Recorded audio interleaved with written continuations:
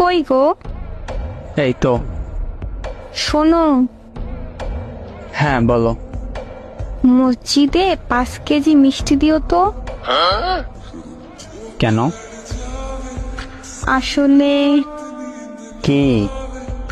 আরে না, মানে তুমি কি আমি? বাবা হইতে আসছো। কেমনে কি?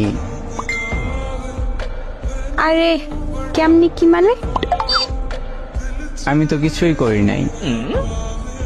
ইস, আসছে, আমি জানি। কি জানো? কি করলে বাবু হয়।